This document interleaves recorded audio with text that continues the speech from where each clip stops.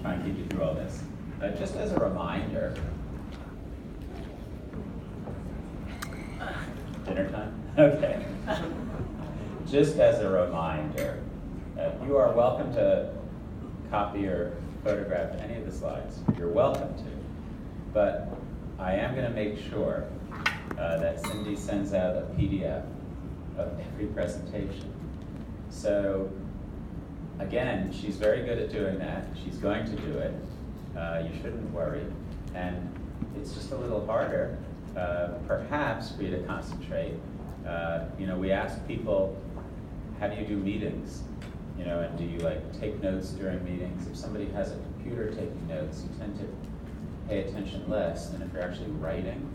I mean, there's good learning studies on this to show that, and that's why some people just use a notebook to write, because they start drawing concepts and assimilating all of it the way our brains can. So I just wanted to let you know. So please, you can all put your phones up and take photos, I don't mind, but I wanted to reassure you that if you want any of that, you can do that, and feel free to ask questions afterwards too.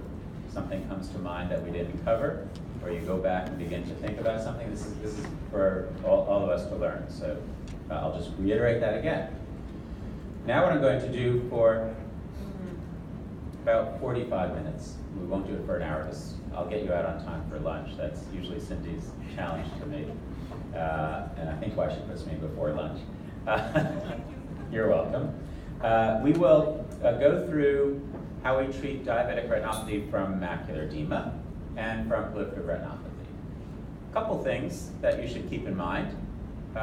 What I tell you now is different, perhaps from what you learned about this a year ago or 3 years ago. It's certainly way different than 10 years ago.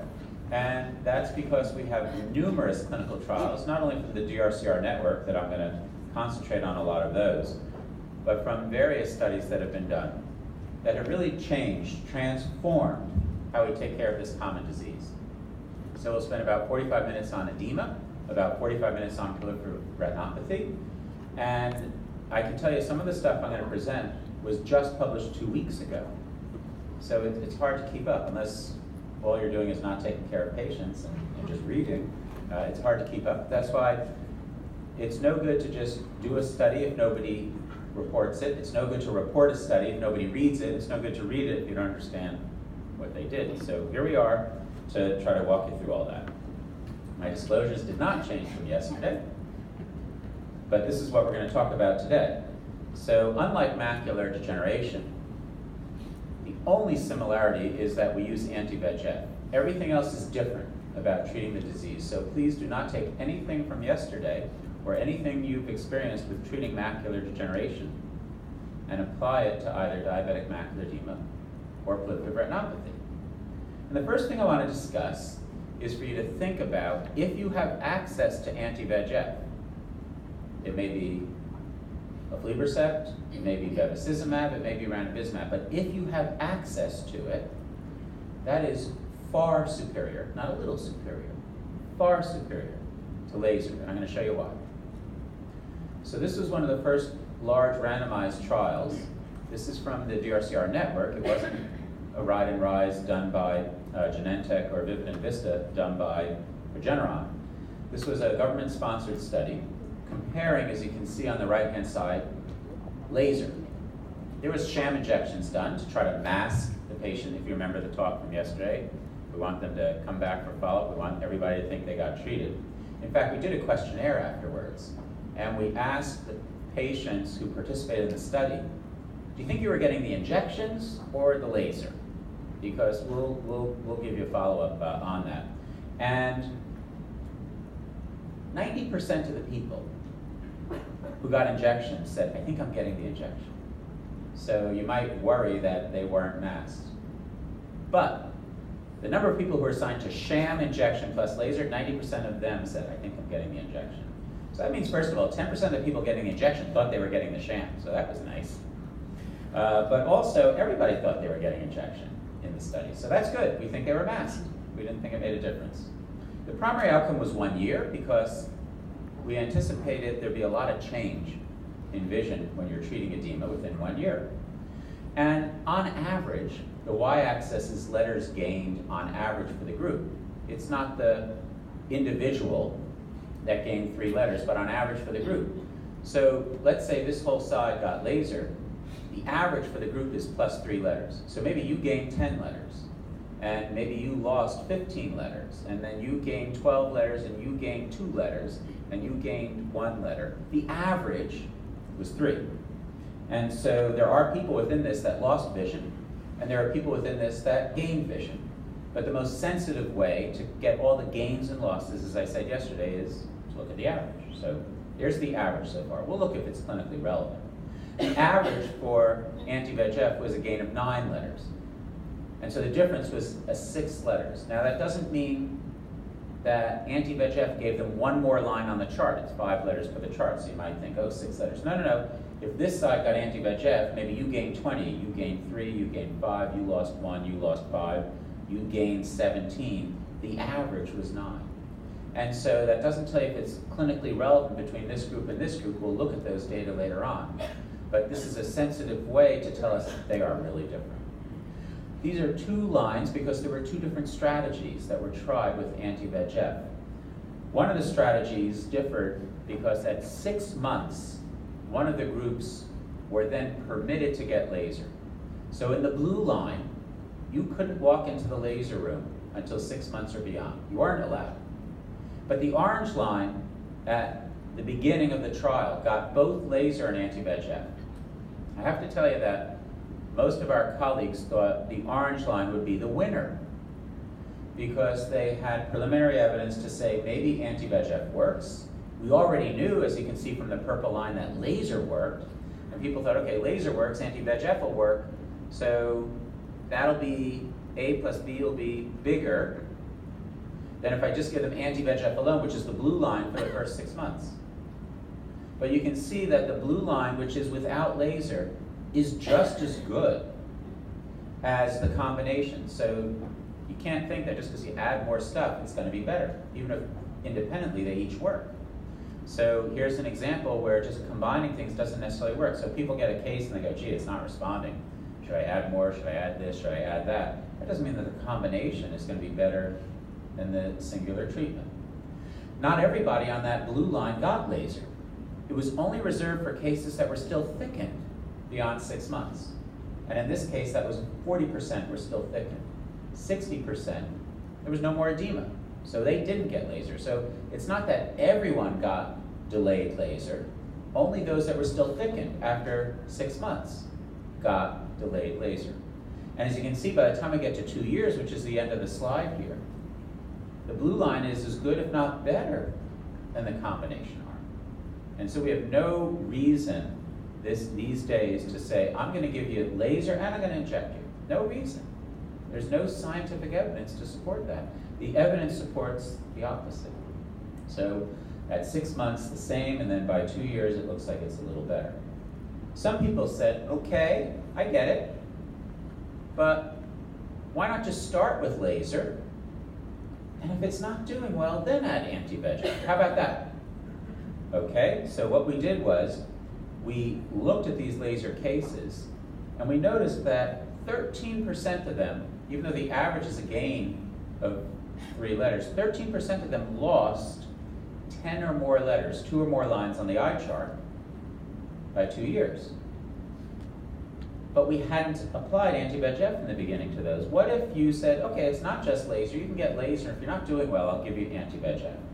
Well, in fact, we gave that laser group anti-VEGF starting around 18 to 24 months.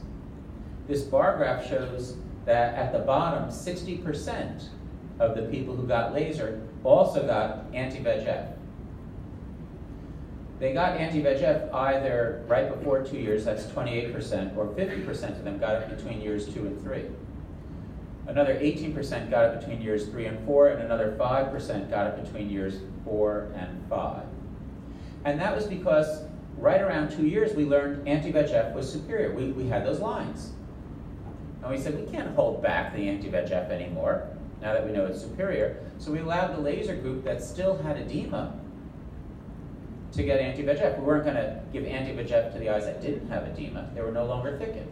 But we said, okay, if the laser didn't get rid of your edema, we'll give you anti-VEGF. So what did we find? Well, now I'm going to show you the 5-year results. I just showed you the 2-year results of that study. Here's the combination arm, anti-VEGF plus laser from the start. We don't recommend that, but that's giving both from the start. And that's their graph over 5 years. Here's the blue line, that's what we prefer. Start with anti-VEGF alone, and if they're still thickened by 6 months, add laser at that point. Well, they do as good or better over 5 years. And again, that's why we say just start with anti-VEGF. And if it's still thickened beyond 6 months, you could add laser to the macula, but not before. So there's no advantage, again, even in the long run, to starting with the combination. Just start with one alone. Here's the laser arm. And what you can see here is that that's the gain in vision that we saw. This is just among the group that were followed through 5 years. But right around 2 years, we would allow them, if they still had edema, to get anti-VEGF. So it could answer the question a little bit. Is it okay to add anti-VEGF and get them to catch up to that plus 10 amount? And the answer is no. That they did improve a little bit, but it never caught up to where the eyes were that got anti-VEGF from the start. So there must be some permanent loss that you get with laser that you can't reverse. Even if you add treatment to the residual edema, it leads to some improvement, but it doesn't catch up all the way. And so that's why we say start with anti-VEGF, and if there's still leftover edema 6 months or beyond, not 3 months and beyond, 6 months and beyond, consider adding it. This trial also looked at corticosteroids, and that was the graph with corticosteroids. At first it improved better than laser, not as good as anti-VEGF, but it's a nice head-to-head comparison to say, should I start with corticosteroids or anti-VEGF?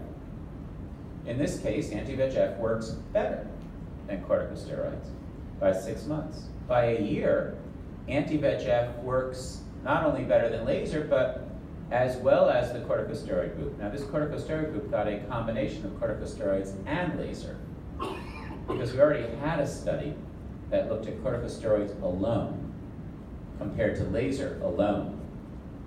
And there was no difference in those, so we said, okay, well, we'll try both to see if the combination is better, not than laser alone, but could it be as good as anti-VEGF? But it wasn't. But again, even this corticosteroid group, shown on the bar graph on the right, they also could get anti-VEGF if they had residual edema, because you might say, well, I'll give them corticosteroids. And if they're not resolving, I'll switch them to anti-VEGF. Well, we did. We started them on corticosteroids, and if it didn't resolve, we added anti-VEGF. And just like the laser group never caught up, here's the corticosteroid group. The reason it goes up after dipping down is because a lot of them develop a cataract, and we took the cataract out. But notice, when we took the cataract out before 2 years, it never caught up to where it was at 6 months. That's because when you take cataract out in the presence of edema, sometimes the vision gets a lot better. But sometimes it exacerbates the edema, and it never catches up. But we tried. So not only did we give them corticosteroids and laser there, then we added anti-VEGF, and it never caught up. So we recommend, with really strong evidence, that if you want to give the person the best chance of improving, their best chance is starting with anti-VEGF.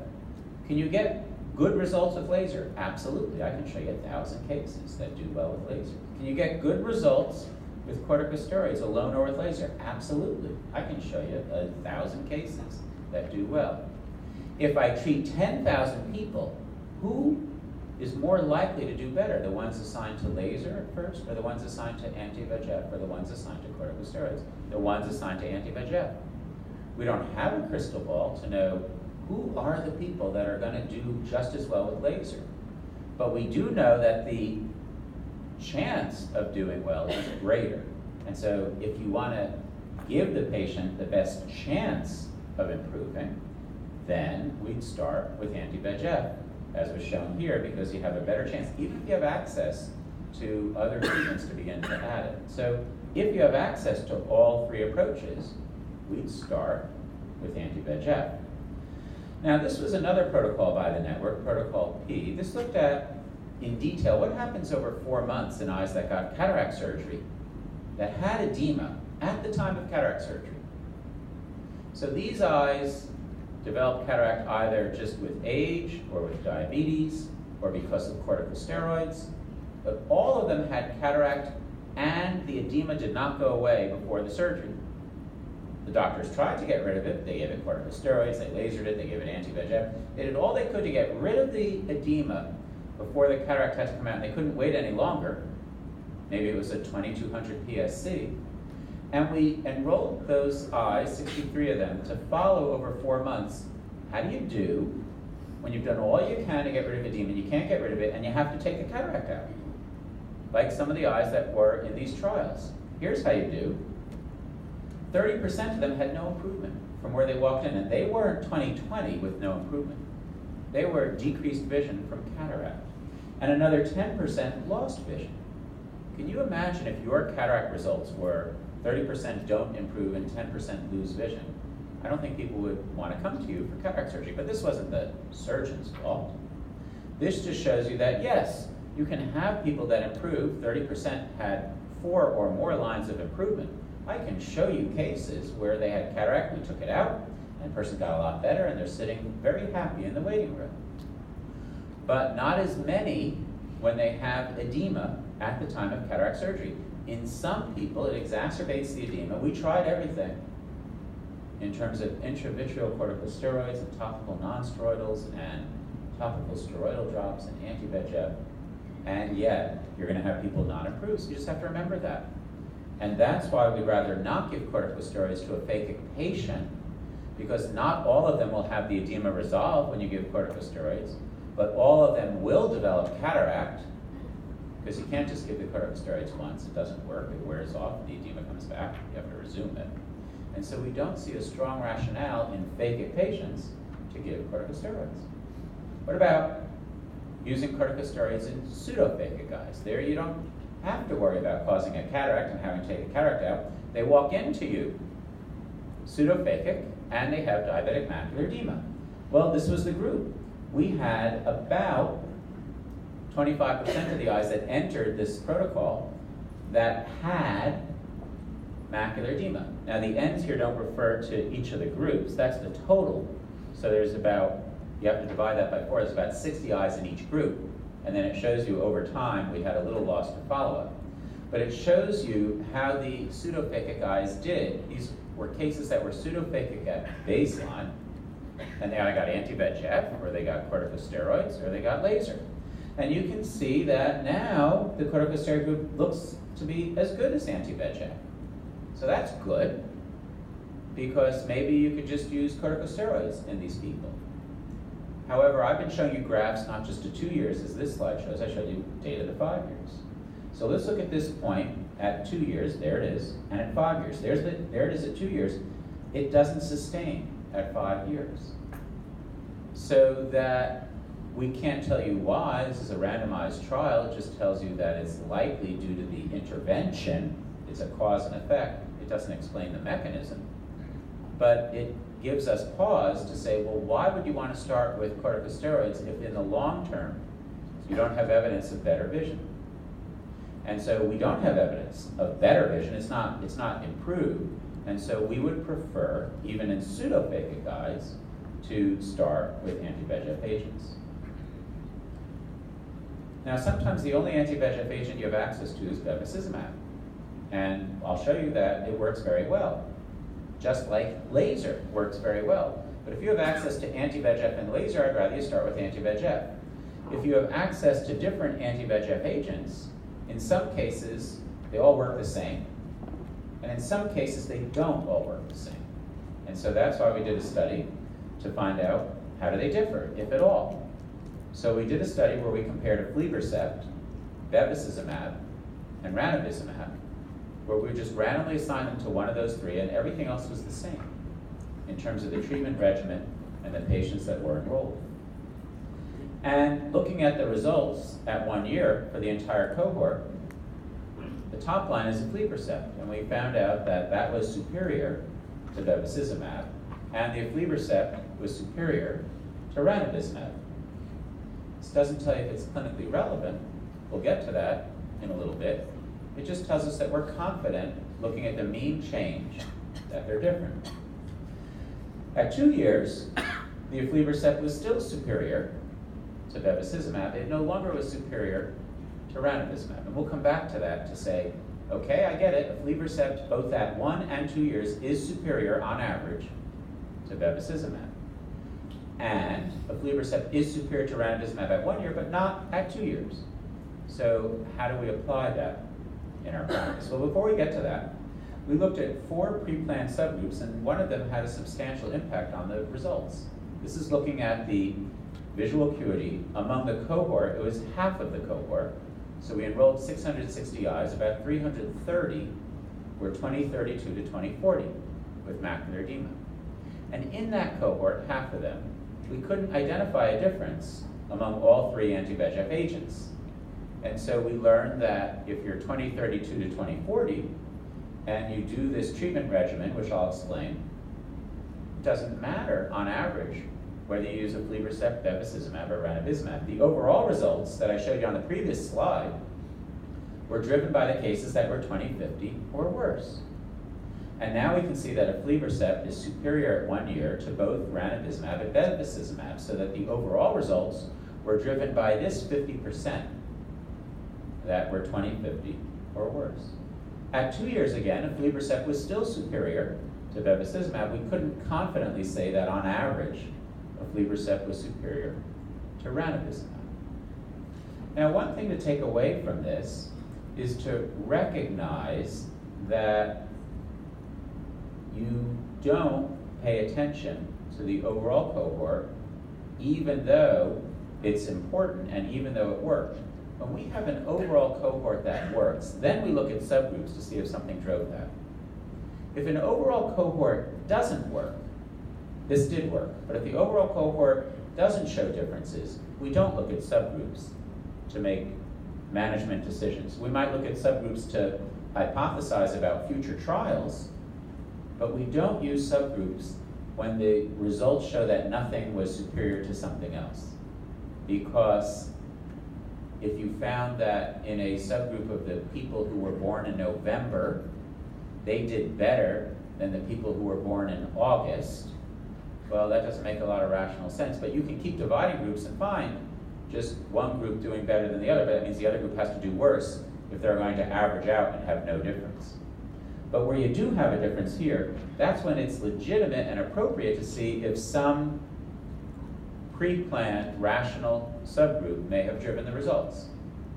This is similar to thinking about, let's say you're trying to treat high blood pressure, and you have some new medication that you think works better than the old medication on high blood pressure. But it works through some estrogen pathway, and you try it on 1,000 people. 500 of them are men, 500 are women, and you find out that the ones that got the new drug, their blood pressure was better controlled than the old drug. And you say, aha, I should now use the new drug. But you said, well, because this goes through some estrogen pathway, I'm going to do a pre-planned subgroup analysis, see how it works in men and see how it works in women. You find out that in men, it didn't help compared to the old drug. And in women, it had an even bigger effect. So when you add the women to the men, that's how you got your overall result. Would you recommend that drug to men? Probably not. It wasn't better than the new drug, even though overall it worked. And men were included in the overall trial, but you have evidence to say that overall trial was driven by the results in the women. The same thing here. The overall trial was driven by the cases that were 20/50 or worse that did better with aflibercept than bevacizumab or ranibizumab, so that we don't emphasize the overall result and say you should use this in everybody that's 20/32 or worse. We say when they're 20/32 to 20/40, we'd consider it. And when they're 20/50 or we would consider that there's no difference. And when they're 20/50 or worse, that's when we would consider there's a difference as to which anti-VEGF agent you use. Okay? That was at 1 year. And as I said, at 2 years, only for aflibercept versus bevacizumab. Now let's look at the OCT in these two cohorts, the 2032 to 2040. This is to emphasize that OCT decides do we want to retreat or not, in part. So it affects your treatment decision. but it doesn't tell you if the patient's doing well or not. What do I mean by that? Well, here's the OCT results at 1 year. The aflibercept in orange, the ranibizumab in yellow, have a greater reduction in thickening than the bevacizumab in blue, and that was sustained to 2 years. So why do I say the OCT doesn't tell us how the patient is doing? Well, how the patient is doing, what I mean is, how's their vision? Patients don't walk around and say, I'm all happy my OCT is thinner. They do walk around saying, I'm all happy my vision's better. So look at this graph again. The bevacizumab is not close to the reduction that we see with aflibercept and ranibizumab. You might conclude that aflibercept and ranibizumab work better. Well, they work better on the OCT. That's not what the patient cares about. Do they work better on the vision? No, I already showed you that. Here's the results of vision for the cohort that are 2032 to 2040. The bevacizumab were not nearly as thin. The vision's just as good. So OCT does not explain everything. I have numerous examples in retinal disease where that's true. It does not explain if the patient's doing well. So if you look at an OCT and you see a lot of fluid, that doesn't tell you if the patient's doing well. It merely tells you, is there still VEGF activity? Perhaps you should retreat. It doesn't tell you if they're doing well or not. So if you think, oh, I need to switch agents, I have all this fluid there, that's not what it says. It says there's VEGF activity. It doesn't tell you if they're doing well or not. There are numerous other factors that are determining the patient's vision. We look at the OCT. That tells us if there is growth factor activity.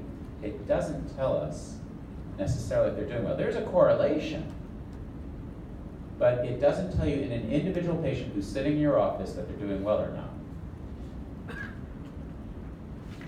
If we look at the 2050 or worse size, now we see that aflibercept's better than bevacizumab in blue and ranibizumab in yellow. That's what we saw with the visual acuity. Now we see that, again, the aflibercept is a little better than the bevacizumab and the ranibizumab. Not by much, by about 20 microns different from bevacizumab. 20 microns, okay? That's barely a relevant change, and yet we're confident that there's a 5-letter change in the average group at 2 years for aflibercept and bevacizumab. Just another example where the OCT, which is doing very well with bevacizumab here, when they're 20/50 or worse, does not translate to as good visual acuity as we see with aflibercept. Some people worry that Protocol T was done with 0.3 milligram of ranibizumab because 0.3 and 0.5 milligram are available in the United States, but only 0.5 milligram is available in most of the other parts of the world. And so they said, well, you know what? 0.3 milligrams was used in that trial. It's unknown how 0.5 would compare to others. Well, I would say it's not unknown. Why is that? Well, if you look at our response that was published also to that letter, we said there is no evidence. You can say that they're different, but we said, no, there is no evidence that they're different. That we don't have an indication that there's worse outcomes with 0.3 versus 0.5. They were compared in a randomized trial. That's the best way to look for a difference. In hundreds of eyes in the Ride and Rise trial. And the primary outcome is the mean change in visual acuity. You know that's a very sensitive way by now of looking at outcomes. And in the Rise trial, the difference between 0.3 and 0.5 at 2 years was 0.6 letters. It favored the 0.3 group. But that's not a difference. That's just some variability. In Ride, it was a 1.1 letter difference at 2 years. And it favored the 0.5 group. So if you put all the data together, there really is no difference when you use monthly 0.3 and monthly 0.5. Well, the network didn't use monthly dosing beyond 6 months. So some people say, well, you got those differences because you didn't use something as powerful beyond 6 months. But we said, no. In the first 6 months, almost everybody in Protocol T got 6 injections, just like 6 injections in Rise and Ride, where the lines are on top of each other for the mean change in vision, whether you use 0.3 or 0.5. Ride and Rise showed identical improvement in the first 6 months with 0.3 and 0.5. And the differences that were seen in Protocol T are mainly driven by the differences in the first 6 months when everybody got 6 injections. So if we had given 6 injections of 0.5, the data suggests it should have been the exact same result. So what did we get at 6 months? It's right here. That's when most of the difference was seen between aflibercept and ranibizumab. And so we really don't have any evidence to suggest that the results that we're seeing at 1 year, when we see a difference between aflibercept and ranibizumab, were because 0.3 was used instead of 0.5.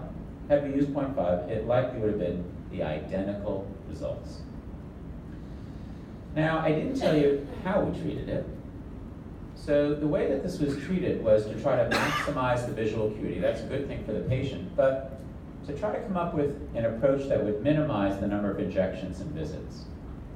If you think about RIDE and RISE, which gave results with Genentech, that was giving monthly ranibizumab for 3 years, 36 injections. You think about VIVID and VISTA, that was giving 5 monthly injections, followed by every other month through 3 years. So that's a lot of injections. The principles of the network was to start with 6 monthly injections because we had evidence from Protocol I, where we started with 6 injections before we would add laser. We had evidence that it keeps getting better with each injection. So we saw no reason not to continue to start with 6 injections. We did have one exception. We said if with 2 consecutive injections the person was measuring 20/20 and the OCT did not appear thickened, we said, okay, in that one exception you could stop before 6 months. And that ended up being about 5% of the cases. In the other 95%, they were either still thickened or they weren't thickened, but they were still improving. In other words, they had gone down to 250 microns, we gave another injection. 250 is not necessarily thickened, but we gave another injection, went down to 200. That's not necessarily thickened. We gave another injection, they went down to 175 because, again, they might have lost some retina tissue or they might have been thinner on average compared to the normal person. And so we started with 6 monthly injections. After that, we actually withheld injections if it was stable. And that means we withheld injection if it was stable and flat, but we also withheld injections if it was stable and thickened. We left thickened edema there. We just stared at it. We didn't treat it.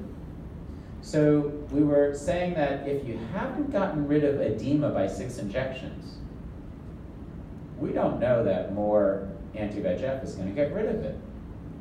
We also don't know that it's going to harm the eye. We know that edema, when they walk in, harms the eye. If you don't treat, they're going to lose vision, and they're not going to gain vision.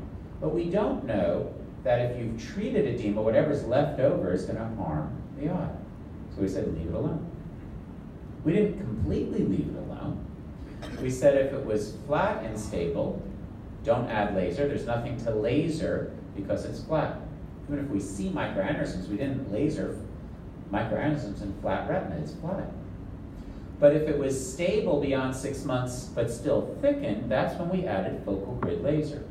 We called it focal grid laser because the laser is 2 steps at one time when the person's at the slit lamp.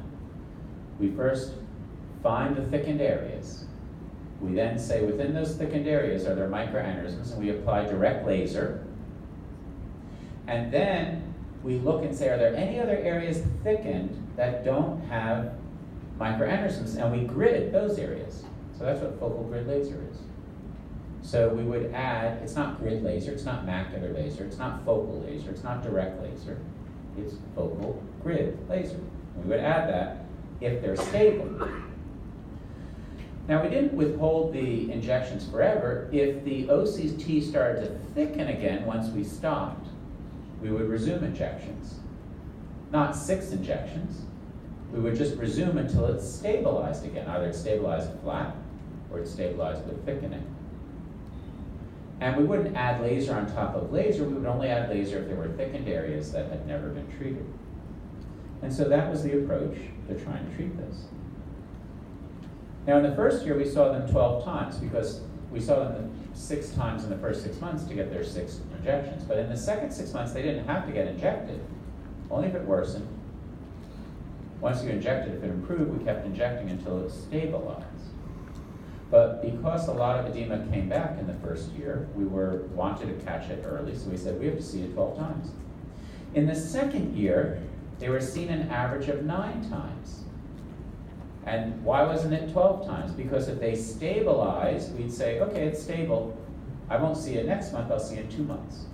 If it stabilized again, we said, it didn't worsen and I waited 2 months, I'll see it in 4 months. So for some people, you could wait a long time.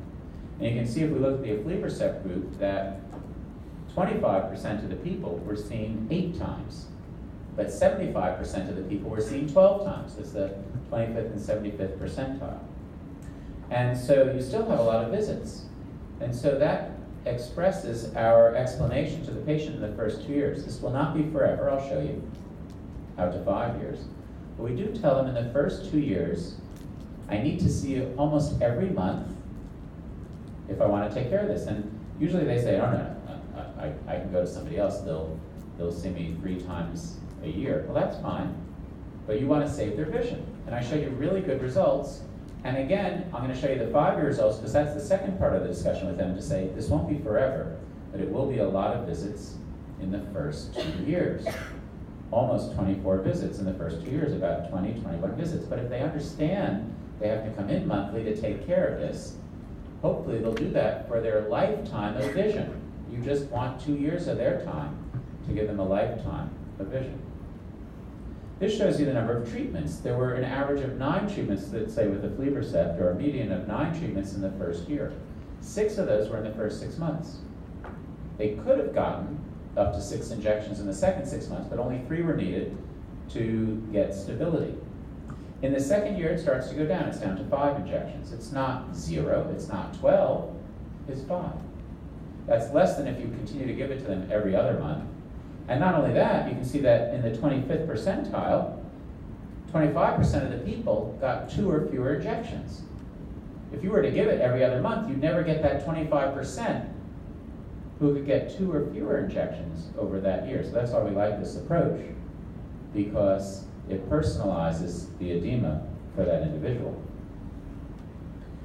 Laser was given not to everybody, but just to those that had persistent edema beyond 6 months. So you can see for aflibercept, that was about 37% of the group at year 1, and overall, 41% over 2 years. You can see in the second year, 21% of the group got laser, but that was mainly the people that got laser in the first year.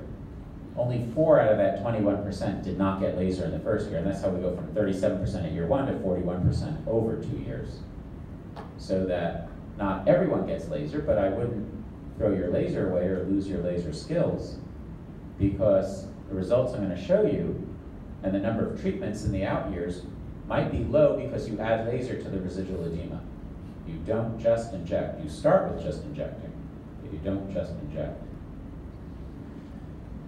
Went the wrong way there, sorry. Now let's come back to how we choose between aflibercept and ranibizumab. It's not hard to choose between aflibercept and bevacizumab because aflibercept was superior to bevacizumab at 1 year and at 2 years. But I showed you the data to show for 20, 50 or worse, aflibercept is superior to ranibizumab at 1 year, but we couldn't identify a difference at 2 years. But yet we still consider aflibercept if you have access to it. The reason is because if you look at the area under the curve, which is this analysis of the eyes 20, 50 or worse, the area under the curve, the average vision is 17.1, 13.6, 12.1. The analysis of that is that aflibercept, we're confident that the area under the curve is superior both to bevacizumab and to ranibizumab over 2 years. How do we get this number? We take the mean change in vision at every point. So we measured it monthly in the first year. You can see on the x-axis, 4, 8, 12, 16, 20, 24, etc., weeks. And we averaged each of those gains in vision, and we measured it 4 times in the second year. We averaged those across over 2 years, and that's how we look at the average change in vision, not at 1 year or at 2 years, but over 2 years. And we think that that's very relevant because if somebody has no difference at 2 years, but let's say they have a difference at 18 months, at 12 months, at 9 months, at 6 months, at 3 months. You have to count that in that person's function. So if you close your eyes after you treat at time 0 and don't open them for 2 years, and you used aflibercept or ranibizumab, at 2 years it's the same. But they don't close their eyes for 2 years. They are looking out with 1 month, at 2 months, at 6 months, at 12 months. So over 2 years, your average vision improvement is greater with aflibercept than if you were to use bevacizumab or ranibizumab. Now, all of these data I told you are just mean changes in vision. They don't tell us if it's clinically relevant. In order to figure out if there's a clinically relevant difference, we look at clinically relevant secondary outcomes. They're not our primary outcome because they're not as sensitive at picking up a difference. But if we find a difference in the mean change, then we have pre-planned secondary outcomes to look at that. And the most important one is who gains 3 or more lines of vision. We look at that because every 3 lines on these charts, the letters become double in size. Or every time you go down on the chart, every 3 lines, they become half size. And that's a substantial magnification or improvement in vision. So at 1 year, we're confident that the percentage of people who will improve 3 or more lines is greater with aflibercept than bevacizumab, and greater with aflibercept than ranibizumab. It doesn't mean we have people who don't do well with aflibercept. We do 40% improved 3 or more lines using this regimen. That's really good. It's just that 67% improved 3 or more lines using aflibercept. That's better. So if you have access to it, we'd rather use aflibercept than bevacizumab or ranibizumab at 1 year. At 2 years, the percent that gained 3 or more lines is the same. So bevacizumab works really well. That's all you have access to. At 2 years, the percent of people that have gained substantial vision is the same as aflibercept. But the reason, if you have access to both, we recommend aflibercept is if you look at the results over 2 years, the percent time you spend 15 or more letters better than your baseline vision is greater with aflibercept than either bevacizumab or ranibizumab. So if you have access to it when they're 20, 50 or worse, over 2 years, not only is the mean change going to be better, but the time spent with a clinically relevant outcome within that mean is going to be better. And that's why we recommend it if you have access to it. The chance of getting worse is unusual, so fewer than 5% of the eyes will get worse there, whether any agent that you're using. Now, again, the regimen that we use is to try to maximize the vision but minimize the injections and visits. And we start with 6 and we stop when it's stable and we resume when it's worsening. We start with 6 because with each injection we see the percentage of people that have persistent thickening goes down. The orange bars are, is there still thickening beyond 250 or 300 microns, depending on if you're using time domain or spectral domain OCT. And by going from just 3 injections to 6 injections, you have 20% more eyes, 52% down to 32%, that would have residual edema. So we'd rather start with 6 injections. You may start with 3 because that's what you learned, that's what you were told. Scientific evidence suggests you're better off starting with 6 injections. Not if they're perfect 20/20 and no thickening, but that's less than 5% of the eyes. So don't stop.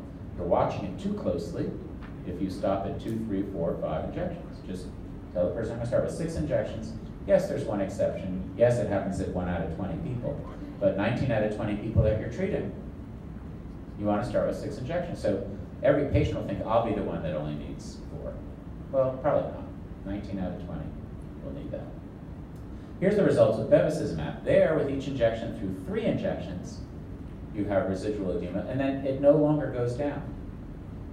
But now look at the disconnect. So this shows you that the OCT is no longer thickened. Let's go back some slides here for a minute and just remind you what happens with bevacizumab. Okay, we're going to look at that. Sorry to do all this to you here, but let's look at the overall results of bevacizumab. Okay, so after 3 injections, they're to 8 weeks there.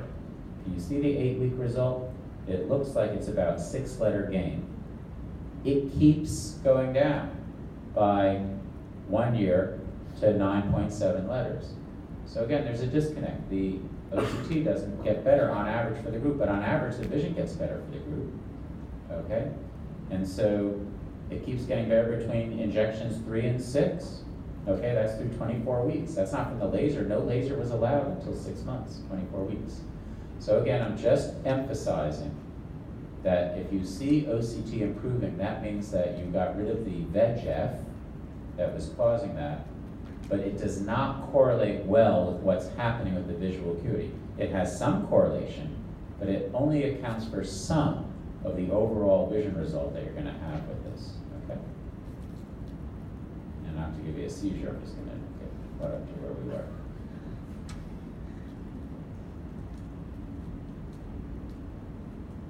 Got all that? Okay. All right. So that's with bevacizumab, and ranibizumab is somewhere in between. The other thing we learned about ranibizumab is we had 40% of the eyes still thickened after 6 injections with 0.3 milligram. If you look at the number of eyes that still had thickening after 6 injections in protocol I, where we used 0.5 milligram, it was also 40%. So these are identical at those doses. We can't find any difference among those. This was also confirmed looking at the Vivid and Vista trial. With each injection, they had more and more people that gained 5 or more letters from baseline. So again, there's no strong evidence. They stopped after 5 injections and then went every other month, but at least through 5 injections, they have no evidence to suggest you should be stopping early. Now speaking of early, there was an analysis called the early analysis on protocol I. And this caused some confusion, so I want to go through it in detail. And that was that Allergan and some colleagues took the data from protocol I. All of the data from the network are available publicly if you want to analyze it in any which way you want. They did a very good analysis. And they showed a strong relationship between what the outcome was at 3 months and what the outcome was at 1 and 3 years. But that doesn't mean that you should switch treatments. That just means that the outcome at 3 months is associated with the outcome at 1 and 3 years. So what we did was we said, let's look at that in protocol T. So protocol I suggested that how you do at 3 months is how you do at 1 year or 3 years. We were going to look at 2 years because that's all the data we had so far to protocol T. And we want to know if it was not only seen with ranibizumab, that's protocol I, but do we see the same thing with the aflibercept and bevacizumab? And we also want to look at how you do on the OCT. Does that predict at 3 months how you're going to do at 1 and 2 years? So we looked at this information, and here's the aflibercept group. And what this shows you is 25% of the eyes had less than a 5-letter change. And here's their mean change of that group that had less than a 5-letter change. It hovered around 0 for the first 3 injections. So that means 75% did much better than that. Okay, so here's the other 75%. 50% after 3 injections with aflibercept gained 10 or more letters from baseline. And 25% gained 5 to 9 letters. And as we said from that analysis, that early analysis that you heard about from protocol I, we started with 25% with aflibercept that gained less than 5 letters. So think about this as your patient. So you're probably happy about the one in yellow, you're probably medium about the one in blue, and you're not so happy about the one in orange. So the question is, should you do anything about the ones in orange? Okay, is that a problem? Well, I'm going to show you the data in our results when we broke them down by this. So here it is out to 2 years. On the one hand, you might say, well, I'm still not happy about the ones in orange because they didn't do any farther. On the other hand, this is not all the data. So first of all, the ones in orange went from 0 to gaining 6 letters. Okay, the ones in blue went from 5 letters to 4 more letters to 9. The ones in yellow went from 16 to 18. So the ones in orange had the most gain between 3 months and 2 years. And I didn't tell you what the vision was. Okay, so maybe the ones in orange that had less gain, maybe they were all 20/32. And so they didn't have a lot to gain. Maybe all the ones in yellow were 20/80, and they had a lot to gain. So how the person does at 3 months doesn't necessarily tell you how they're going to do at 2 years. They didn't stay at less than 5 letters in everybody if the average went up to 6 letters. So let's look at this group, and let's go back and say, here they are at 3 months. You gave 3 injections, you're not happy. Can you tell that patient how they're going to do by 2 years when you follow this regimen?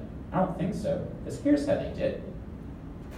There was a broad distribution of how they did. 40% of them gained 10 or more letters, not in the first 3 months, but between 3 months and 2 years, 40% gained 10 or more letters. Did you know that? Did you know they were going to do so well? How could you know? And 48% didn't gain any further. They started with less than 5 letters, they ended with less than 5 letters. But I didn't tell you where their vision was. But it so turns out that most of them were 20/32, and most of the rest were 20/40. So they did pretty well. They didn't have a lot to gain. They didn't lose, they didn't have a lot to gain. And again, this was only 25% of the whole cohort. 75% after 3 injections did very well. So if you have someone who's not doing well after 3 injections, you can't predict how they're going to do. I can tell you that some will do very well and some won't change. And the ones that won't change, by and large, had pretty good vision to begin with. This was the overall result I just told you with the aflibercept, and we found the same thing with bevacizumab, and we found the same thing with ranibizumab. That there are eyes that didn't improve at first, but on average, look at the ranibizumab group. There you have 35% that gained less than 5 letters at 3 months, see the bottom orange line, at 3 months. And then they went on to gain 9 letters on average for the group, on average. That means some gained 15 or 20. Some didn't gain much more. And just as I showed you the distribution at 2 years among the group, all of this group gained less than 5 letters at 3 months. I showed you that the distribution is they changed in different ways by 2 years. The yellow means they gained 10 or more letters. Same with bevacizumab and ranibizumab. Half of the eyes with ranibizumab that did not gain 5 or more letters at 3 months, half of them gained 10 or more letters by 2 years. So you cannot predict, looking at someone after 3 injections, how they're going to do. And so that says maybe you shouldn't switch your treatment. Maybe you just follow this treatment and see how they're going to do. These are the eyes that gained 10 or more letters at 3 months, and what you can see is in yellow, 80% of them still had a gain of 10 or more letters at 2 years. So if you did gain a lot, you're not going to gain much more, but you're not going to lose it either. You're likely to be like that. A few people lost, but maybe they had a cataract or a little vitreous hemorrhage or something that changed it. So here's the actual visual acuity, okay? So now we're going to look again at this side. These are the people that gained less than 5 letters at 12 weeks, okay? Where you said, oh, I'm not happy with that group. What's their vision at 2 years when you follow this? You don't switch. What's their vision? Because if you're going to switch regimens, you have to be better than what I'm going to show you. Okay, here's their vision. So 40% of them are 20/25 or better. They gained less than 5 letters after your 3 injections, and then 40% are 20/25 or better. Another 44% are 20/32 to 20/40. It's not bad. Maybe they could have been 20/25, but that's still pretty good vision. And 15% only are 20/50 or worse. So if you're going to beat that because you were going to switch regimens, first of all, you don't know how they're going to do. There are no data, so you're just hoping that you're going to be better by switching to a different regimen. You've got to have more than 85% end up 20/40 or better. So you better be darn sure that your treatment is really as good or better. And if it's as good, then that's not an improvement if you want it better. And that's why, from that early analysis, we don't recommend that people switch treatments. Because how you do early on doesn't predict how you're going to do later on. And that was true with bevacizumab or ranibizumab. Now, if you gain 10 or more letters in the first 3 months, this shows you in yellow, let's say aflibercept, 70% are 20/25 or better, 17% are 20/32 to 20/40. Once again, if you gain 10 or more letters in the first 3 months, 15% were 20/50 or worse by 2 years. The same as if you gained less than 5 letters in the first 3 months. So again, if you're going to improve on this treatment, you need to have more than 85%, 90, 95%, 99% be 20/40 or better. That's asking a lot of whatever treatment you're going to come up with or regimen. So you may have it, but this is what you have to beat. This is if you don't switch. We looked at the OCT response as well. For the OCT response, we said, okay, does it matter if you didn't improve in the first 3 months, should you switch those eyes? Because they were thickened, you gave 3 injections, it didn't improve. So we looked at that. And so these are all the eyes of aflibercept, bevacizumab, or ranibizumab that had less than a 10% change on their OCT thickness between baseline and 3 months after 3 injections, okay? Wasn't a lot of the eyes, but these are the ones that it was. And what you can see is that 56% of them at 2 years gained 10 or more letters, even though they didn't budge in the first 3 months.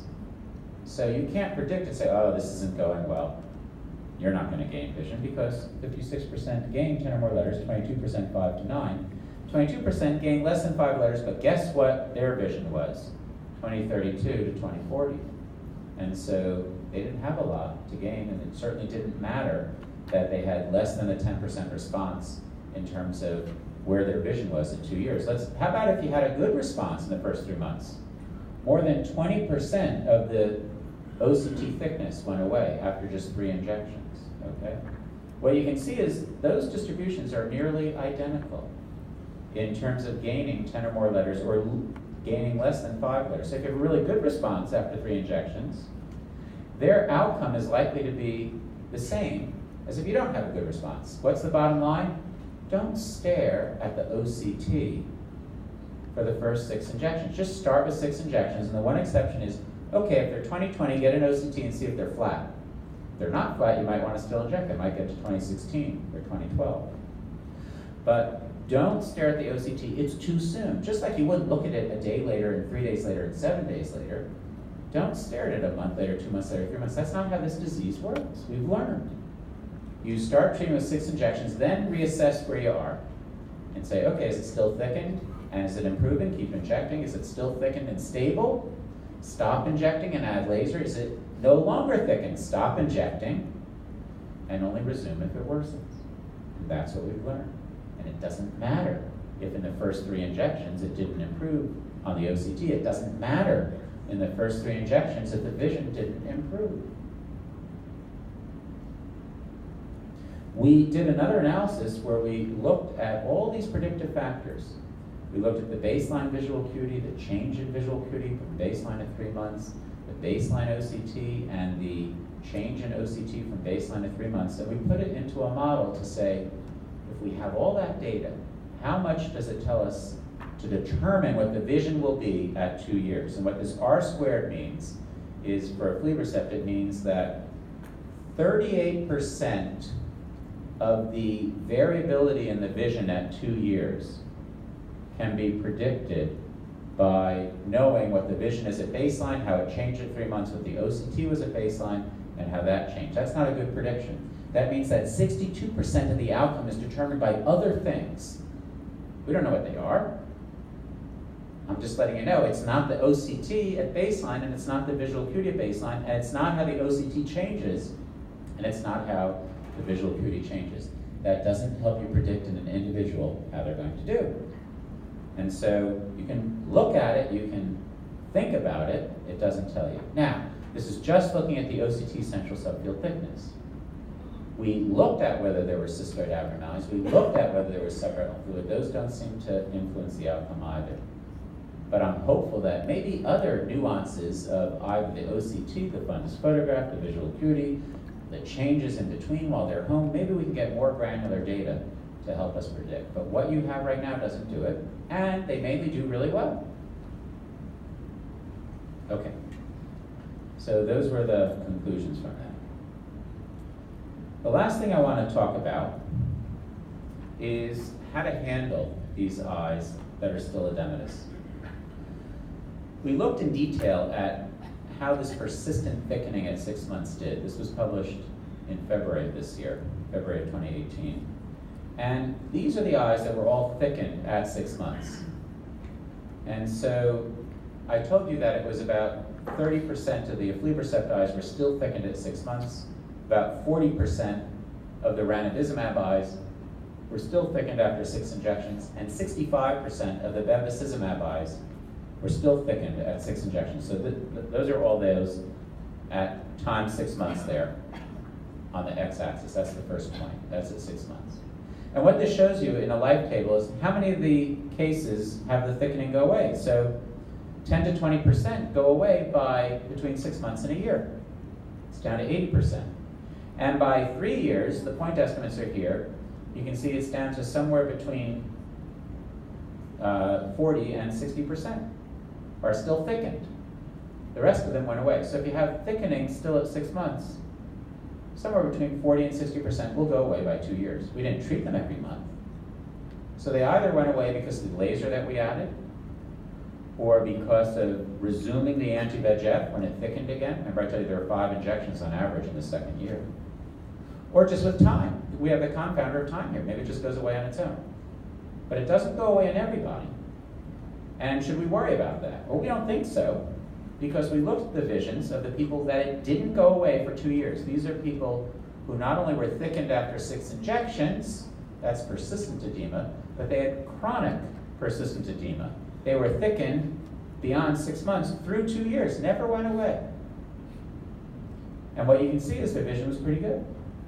So with aflibercept, on average, they gained 14.8 letters. 60% had gained 10 or more letters from baseline. And none that were thickened through 2 years lost 10 or more letters. It looks similar to the eyes that were thickened at 6 months, but it resolved by 2 years. So we're not worried about leftover or residual edema. That's what we learned. We didn't know that, because we knew edema when you walk in is bad. We know from just natural history studies in the ETDRS that if you're walking with edema from diabetes, it's bad. You have to treat it. But that's not the same as leftover edema that you've treated with 6 injections and then added laser after that. That's not bad, leftover edema. Here it is. That's the leftover edema. It's not bad. It's okay to look at. You don't like looking at it. You see it on the OCT, you go, should I try corticosteroids now? Should I do vitrectomy? What should I do? Well, the answer is don't do anything. It's not bad. It's okay. Now, some people said, how many injections do you have to do beyond that 2 years? And this is looking at the 5-year data in Protocol I, where I showed you those 2 regimens. And if we look at the median number of injections in Protocol I, it was 6 in the first 6 months, okay? And 3 in the second 6 months. It was 3 in the second year. In Protocol T, it was 5, because we were a little more forceful with retreatment than we were in Protocol I, because we had a little more experience in doing it. But still, in Protocol I, it was 3. By the third to fourth, between the second and third year, it was 2. Between the third and fourth year, it was 1. Between the fourth and fifth year, it was 0. So remember, the goal was maximize the visual acuity. You can see that on the blue line. It never went down. But minimize the number of injections and visits. You can see that the injections went down. This is not macular degeneration. If you stopped injecting in macular degeneration for persistent thickening, the visual acuity on average would go down. You would scar and go down. Leftover edema in this disease either goes away on its own or with an occasional treatment, or is not poisonous to the retina. And they still have a lot of visits. So look in that next to last column there, ranibizumab plus deferred laser. They had 6 visits between years 3 and 4, not 9, went down to 6. 6 visits between years 4 and 5, 43 visits total over 5 years. Not 60. If they came in monthly, it would have been 60. So it's 43. That's okay, it's not great. But on the other hand, they maintained their vision that whole time. And it was down to about 3 to 4 visits by the last year in some of the eyes. So that we think that you have a good chance in some people of being able to not see them so frequently. Not everybody, but on average. Some people say to this leftover edema, why not add corticosteroids? So we looked at that in Protocol U. In Protocol U, which we published just last year, we found that if we took eyes that doctors said they weren't happy because there was still leftover edema, and we added 3 additional monthly injections to those just to see if it would go away, we were left with about 129 eyes that were still thickened despite all attempts to get rid of the edema with anti-VEGF. And we said, okay, if they've had at least 6 injections, what happens now if we keep injecting with anti-VEGF, or we keep injecting with anti-VEGF and we add corticosteroids? So I told you it's a high bar to get better, but could we get better? So the other was a combination group getting dexamethasone implant, Ozurdex, in the combination group plus ranibizumab, or just getting ranibizumab alone over the next 6 months. And most of them got 6 injections, and most of them either got a sham Ozurdex injection twice, or got an Ozurdex injection twice. And this is the group that got the sham Ozurdex injection with continued ranibizumab. Despite the fact that they had persistent edema, they still gained 3 letters. And this is the group that got the Ozurdex implant twice on top of the continued ranibizumab. They also gained 3 letters. So you can't improve upon it. The OCT in the group that got the sham injection continued to thin out. I showed you that even in the network trial of protocol I and T. Adding the Ozurdex, it thinned out even more. Does that mean it's better? No, no, no. Haven't you learned by now that OCT does not predict visual acuity in diabetic macular edema? Here's the visual acuity on the left and the OCT changes on the right. It probably made us think our patients are doing better if we give them corticosteroids because we saw the edema go away. But guess what? It does go away, but not associated with better visual acuity. Now, we did look at these pseudophakic patients, and indeed, at the 6th visit, they looked better, but it's really small numbers. You can see the N is 25 and 32. And for the first 5 months, there was no difference. So that might be real, it might not be real. We would consider it in pseudophakic patients if they had some impaired vision and tell them we have only weak evidence, but you'd have to also believe that the phakic patients, it would be harmful to add because the blue line is on top of the orange line. The blue line is the sham Ozurdex. If you add Ozurdex, they do worse. Mainly because they start to develop cataract. You know what happens when you take a cataract out? Some of them get better, and some have permanent vision loss. There were no adverse events except that the pressure problems were the same as we saw with triamcinolone. So some people had thought Ozurdex is safer for the pressure. We don't see that when we look at the pressure problems here compared to protocol I, where we use triamcinolone. Speaking of safety, we looked at APTC events, and the only place that we saw any changes in one anti-VEGF to another was in this trial, where it was 12% for ranibizumab, 8% for bevacizumab, and 5% for aflibercept. However, that's the only trial where we see a difference. So when we compare this to the world's literature on this, we don't find any difference in there. So why anti-VEGF instead of laser? It's superior. You may not have access to it, then laser is better than nothing. But if you have access to it, then the outcomes with anti-VEGF are superior. Not in combination, by itself. Which anti-VEGF? If the vision's better than 20/50, we don't see a difference. If the vision's 20/50 or worse, we do see a difference. You have access to it, then you'd want to use aflibercept. It's superior to ranibizumab at 1 year, but not at 2 years. Why do we still consider aflibercept instead of ranibizumab? Because over 2 years, it's superior to both bevacizumab and ranibizumab. Are these clinically relevant? They are relevant, not only at 1 year, but over 2 years. When we look at, for example, 3 or more line difference. How do you achieve it? Start with 6 injections, not 3, not 4, start with 6. We're trying to minimize the number of injections in years 3, 4, and 5 where it goes way down. Start with 6, it keeps getting better. But after that, you can just watch it. Not forever. If it starts to worsen, you should resume treatment. And if there's still edema after 6 injections, you should add focal grid laser. But that's what we found works very well. If there's leftover edema, we have no evidence that that's harmful. The OCT doesn't tell us what's going to happen. And how they do in the first 3 months certainly does not provide a strong prediction of how that patient is going to do in the long run. And why not add corticosteroids? Because we just don't see that it adds anything to it. So, I'll take questions on that for a few minutes, and then we'll do 30 minutes on proliferative retinopathy, and we'll get you lunch. Thank you. Questions? Yep. Go ahead, please.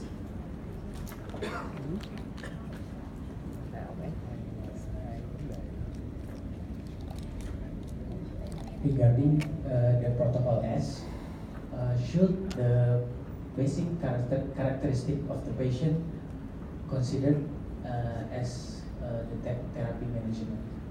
Protocol S being proliferative retinopathy? DME. Oh, DME. So now give me the question again. Should the characteristics of the patient determine it? We don't think so. So we looked at whether they were type 1, type 2. The treatment effect was the same. That is, the difference between anti-VEGF and laser, or aflibercept, bevacizumab, ranibizumab, was the same. If they had high blood pressure, the same. If they had a hemoglobin A1C of 6 versus 8 versus 10, the same. If the edema was judged by the physician as being predominantly focal or predominantly diffuse, they all involve the central subfield. So it's not like it was a ring impinging on the fovea, but all involve the central subfield. It was predominantly focal or diffuse, the same. So we failed to find anything other than the baseline visual acuity to predict the outcome. Baseline visual acuity does predict the outcome, as it does in most any retinal disease. The worse the vision, the greater the improvement, but the worse the vision is at 2 years. So if you're 20/80, you're more likely to improve 15 or more letters than if you're 20/40. But if you're 20/80, you're more likely to end up 20/63, and if you start at 20/40, you're more likely to end up at 20/32. So this applies to everybody. Now what I didn't mention, but you reminded me, is I didn't talk about the hemoglobin A1C control. Of course, independent of all this, they should still take care of their diabetes. However, there's no evidence that what they're doing to their diabetes affects this outcome. The anti-VEGF is so powerful on their retina, it supersedes whatever else is going in their body 99% of the time. Yes, 1 out of 100 or 1 out of 500 are wildly out of control, going into renal failure, needs dialysis suddenly. I'm not talking about that. I'm talking about the other 99.9% of the patients. The control doesn't affect your treatment effect. It does affect their body in the long run, but not your treatment effect of what I showed you. Somebody else said. Do you yourself believe in grid laser, and how do you judge the response of grid laser? Yeah, well, tell me what you mean by grid laser. I want to make sure we have the same definition. No, I mean you laser blindly on the area of macular edema. I'm not talking about the focal laser. Yeah. So we did protocol A, very first protocol of the network, where we compared focal grid laser, which I described to you, to grid laser. Focal grid laser did a little better, okay? So I believe the data that if I have to add laser, I'm going to do focal grid laser. What's grid laser? Grid laser is you apply spots wherever it's thickened, just in a pattern, just spread out, okay? Focal grid laser is you direct laser to microaneurysms where it's thickened, and then where it's also thickened but there are no microaneurysms, in that area you grid. So I believe in focal grid, I don't believe in grid. How do you judge the response? I'll tell you how I judge it, by their visual acuity. I don't care what their OCT shows. I really don't. I do it to decide do I have to retreat. But OCT is poorly correlated. It's correlated, but poorly correlated with telling you how the person is going to do with their vision. So, in cases of pseudophakic eye, having severe edema on OCT, say 500 or 600 microns, in a poor visual acuity, would you advise a long-standing corticosteroid implant in the first scope? You get to guess. What do you think I'm going to say based on the evidence? Which is going to do better? In 500 microns with poor vision, they're going to do better with anti-VEGF. They'll do well with corticosteroids. They're going to do better with anti-VEGF. There's no evidence to the contrary. Right? Is there any subgroup analysis on patients with typically poor vision, let's say 2200 and worse, as to how they do over this cohort, and also take on...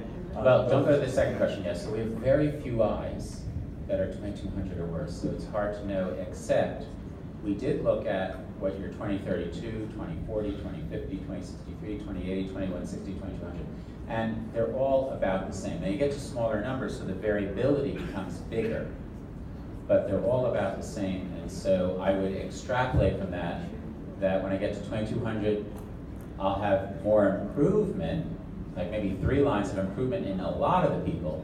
That means I get them to 2100, I won't get them to 2025. So I would extrapolate it to almost everyone. The one exception would be if they've infarcted their macula. You know those really bad cases where you get a fluorescein and you just see the arterioles perfused, just stops at the posterior pole?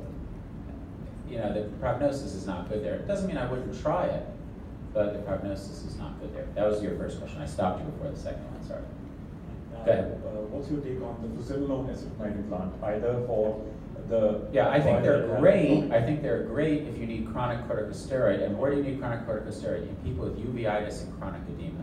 So I would, if I'm giving Ozurdex like every 4 months, and every time it goes away, and every 3 months it keeps coming back, then I'd consider a fluocinolone implant in those cases. For diabetic macular edema, why not? Well, in the phakic cases, I'm going to cause cataract, and although I'll get improvement in some of them, when I take the cataract out, I can get worse vision. Remember, those trials looking at that did not compare those outcomes to anti-VEGF. We did in Protocol I, and I showed you what happened.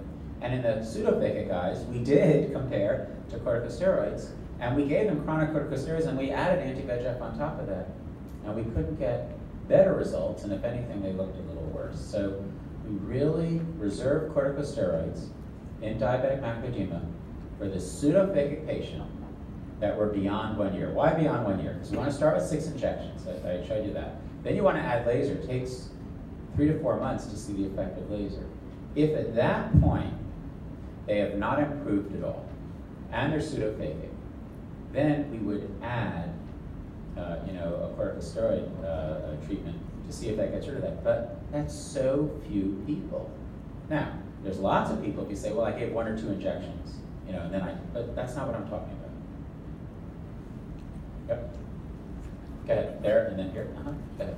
So if a patient has a massive macular edema with subfocal heart exudates, then what would you do? So back in the days of laser, as we lasered eyes that had a lot of lipid in the macula, even more precipitated. And as the edema slowly went away over 4 to 8 to 12 months, because that's how long laser would take to get rid of all the edema, there would be some metaplasia of the retinal pigment epithelium that then would form a fibrotic nodule, like in Coates disease, and that was associated with permanent vision loss. Now in Protocol I, which is laser versus anti-VEGF versus corticosteroids, in RIDE and RISE, which looked at monthly ranibizumab, and in VIVID and VISTA, which looked at 5 monthly injections and then every other month of aflibercept. In all 3 of those trials, they looked at the lipid at baseline, or no lipid at baseline. They looked at a little, a lot, or none. And they looked at the treatment effect, and it had no effect. So the first thing we learned was, that's good. Whether you have a lot of lipid or a little lipid, it doesn't affect the vision in the long run. And then we failed to see any big fibrotic nodules forming anymore in the ones that had big lipid. It rapidly went away, and it just may help the vessels work better, and the retinal tissue work better, and the wandering macrophages work better, because we no longer see big fibrotic nodules. If you study it real carefully, you might see a little glial fibrous tuft, right where some of the lipid was, but we no longer see these big nodules forming with fibrous metaplasia on top of them if you follow these regimens. These are from the trials where we did monthly treatment. If they come in twice and then they can't come in again or something, I don't know. Here, yeah. Yeah, partly she has asked the same question which I wanted to. The only difference was that she asked for the subfoveal hard exudates which are present. But in case of an exudative maculopathy, there is a lot of hard exudate in and around the fovea, not inside the fovea, just around the perifovea. So do we wait for some time for the systemic antilipidemics to work and then we start treatment? Would it have an effect? I don't think so. I just wouldn't wait. I think the anti-VEGFs are so powerful in terms of beginning to work on these. As you saw, 30% were flat after 1 injection, and then 70% are flat after 6 injections. I wouldn't wait. Yeah. The second question is, may not be directly related to any of these, but do you have we define based on OCT 3 different forms of edema: spongiform edema, cystoid edema, and the serous detachment. Do the different kind of treatment, we know that the serous detachment would have more to do with RP and the blood pressure of the patient. The cystoid will have more of anti-VEGF. Spongiform is a very early form. The results vary with the treatment?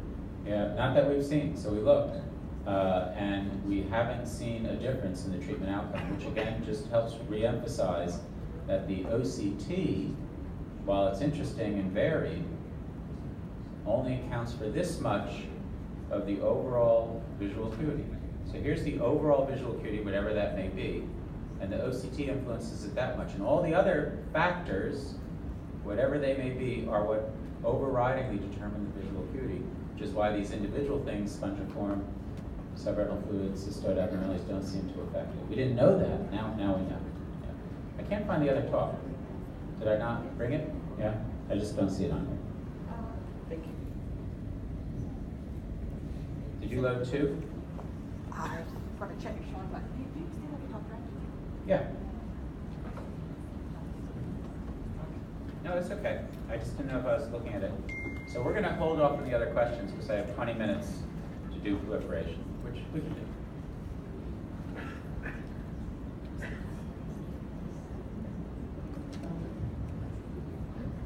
No. We'll be at 1:15. I'm going to take my time. Yeah. It's different by one letter. I thought it was the same. PDR went to DME. Okay, here we go. So for 40 years, we treated proliferative retinopathy with PRP. We still do. Okay, we still do.